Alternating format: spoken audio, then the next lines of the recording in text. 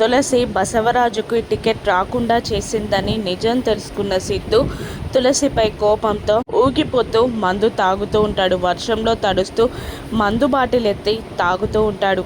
కనిష్క ఆ విషయమంతా బసవరాజుకి ఫోన్ చేసి చెప్పగానే నిజంగానే నమ్మాడు అమ్మవాడు అని అంటూ ఉండగా, నమ్మాడు మామయ్య, ఆ తులసిని చంపేంత కోపంలో ఉన్నాడు. ఈరోజు సిద్ధు చేతిలో ఆ తులసి చావడం ఖాయం. ఈ రోజుతో తులసి చాప్టర్ క్లోజ్ అని కనిష్క అంటూ ఉంటుంది. నేను ఈ విషయం అంతా ఇంట్లో వాళ్ళకి చెప్తానమ్మా, నువ్వు వాడిని తీసుకొచ్చేయి అని బసవరాజు కాల్ కట్ చేసి ఇంట్లో వాళ్ళందరినీ పిలిచి తులసి నాకు ఎమ్మెల్యే సీట్ రాకుండా చేసిందని అందరికీ చెప్పడంతో అందరూ తులసిపై కోపంతో ఊగిపోతారు. అంతేకాదమ్మా, నాకు ఎమ్మెల్యే సీట్ రాకుండా చేయడమే కాదు, మా ఇద్దరి భార్యాభర్తల మధ్యలో గొడవలు పెట్టింది.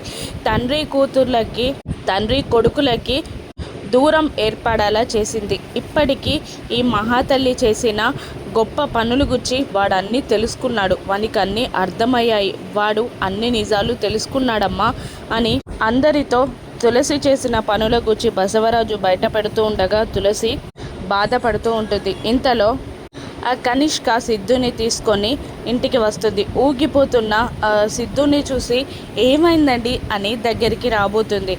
అందరూ కలిసి సిద్ధుని సోఫాలో కూర్చోబెట్టగా తులసి ఏమైందండి అని దగ్గరికి రాబోతూ ఉండగా తులసిని బామ్మగారు దూరంగా నెట్టేసి ఎందుకే ఇదంతా చేశావు అని తిడుతూ ఉంటుంది. అసలు ఏమైందిరా అని బసవరాజు వాళ్ళమ్మ సిద్ధుని అడుగుతూ ఉండగా ఆ వీడియోలో చూసిందంతా సిద్ధు చెప్పేస్తూ ఉండగా తులసి బాధపడుతూ ఉంటుంది. సిద్ధు తులసి దూరమైనట్టేనా? బసవరాజు కుట్రల గురించి సిద్ధు ఎప్పుడు తెలుసుకుంటాడు? కనిష్క కుట్ర గురించి ఎప్పుడు తెలుసుకుంటాడు? సిద్ధు తులసిలు మళ్ళీ ఎలా ఒక్కటవుతారో రాను ఎపిసోడ్స్లో చూద్దాం.